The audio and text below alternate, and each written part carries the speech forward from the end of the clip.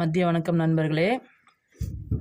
இன்று காசாவில் நடக்கக்கூடிய அசம்பாவிதங்கள் நாளுக்கு நாள் அதிகரித்து கொண்டே இருக்கிறது. இஸ்ரேலுடைய சட்டப்பேரவையிலும் தீர்மானம் நிறைவேற்றப்பட்டுள்ளது. மேலும் பாலஸ்தீனத்திலும் தாக்குதல் நடத்துவதற்கு இஸ்ரேல் இராணுவம் திட்டமிட்டுள்ளது. காரணம், அங்கிருக்கும் தீவிரவாத குழுக்களுடன் அவர்களுடன் அச்சுறுத்தல் காரணமாக தாக்குதல் நடத்த வேண்டும் என்று இஸ்ரேலுடைய பார்லமென்றத்தில் தீர்மானம் நிறைவேற்றப்பட்டுள்ளது.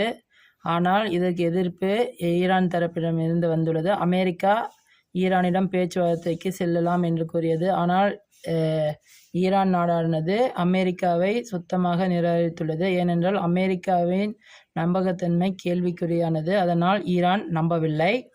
பாகிஸ்தானில் எடுத்துக்கொண்டால் தாக்குதல் தொடர்ந்து கொண்டே இருக்கிறது. உள்நாட்டு கலவரங்கள் மேலும் மேலும் வளர்ந்து கொண்டே இருக்கிறது. அவர்கள் இந்தியாவுக்கு போட்டியாக விமானத்துறை, கடல்படை மற்றும் அனைத்து துறை சார்ந்த பயிற்சிகளை போர் பயிற்சிகளை மேற்கொண்டு வருகின்றனர். ஆனால் உள்நாட்டு கலவரம் நாளுக்கு நாள் அதிகரித்து கொண்டே இருக்கிறது. டெய்லியும், அதாவது நாள்தோறும் குறைந்தது 6லிருந்து 8 இராணுவ வீரர்கள் பலியாகி கொண்டே இருக்கிறார்கள். இதற்கு முடிவே இல்லாமல் சென்று கொண்டிருக்கிறது. இதனை பாகிஸ்தான் அரசாங்கம் கருத்தில் கொண்டால் நல்லது. ஆனால் அதனை செய்யாமல் இந்தியாவையே கங்கணம் கட்டி கொண்டு பார்த்து கொண்டிருக்கிறார்கள். ஆனால் பக்கத்து நாடு அனைத்துமே அவர்களுக்கு பகையாளியாகிவிட்டது. ஆப்கானிஸ்தானும் கூட அவர்களுக்கு பகையாளியாகிவிட்டது என்றால் பார்த்து கொள்ளுங்கள். அது போன்ற நிலைமைதான் உள்ளது.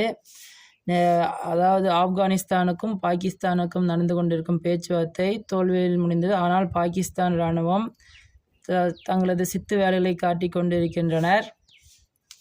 அவர்கள் எப்படியாவது இந்த பிரச்சனைக்கு முடிவு பெற்று இந்தியாவிடம் முழு கவனத்தை செலுத்த வேண்டும் என்று பாகிஸ்தான் இராணுவம் யோசித்து கொண்டிருக்கிறது. ஆனால் இந்த யோசனைக்கு முற்றுப்புள்ளி வைக்கும் விதமாகவே ஆப்கானிஸ்தான் அரசாங்கம் செய்து கொண்டுள்ளது. இதன் ஆத்திரமாக இந்தியாவை குறை கோரிக்கொண்டிருக்கிறார்கள் பாகிஸ்தானி அரசாங்கம். இதனை தாங்க முடியாமல் பங்களாதேஷிற்குள் இந்தியாவுக்கு எதிராக செயல்பட வேண்டும் என்று அவர்கள் தாக்குதல் நடத்தும் எண்ணத்துடன் சில தீவிரவாதி குழுக்களை பங்களாதேஷுக்குள்ளும் அனுப்பியுள்ளனர்.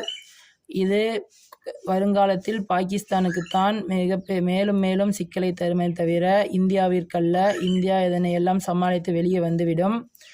அதுபோல் ரஷ்யா உக்ரைன் பிரச்சனை கூடிய விரைவில் முடிவு பெறும் என்று கூறுகிறார்கள். ஆனால் வெஸ்டர்ன் கண்ட்ரீஸ்கள் தான் இந்த சண்டையை வளர்த்தி கொண்டிருக்கின்றன. குறிப்பாக UK, ஜெர்மனி, பிரான்ஸ் போன்ற நாடுகள் தான் இந்த சண்டையை மென்மேலும் வளர்த்தி கொண்டிருக்கின்றன. அவர்கள் அமைதியாக இருந்தால் இந்த பிரச்சனை கூடிய விரைவில் முடிந்துவிடும். நன்றி, வணக்கம்.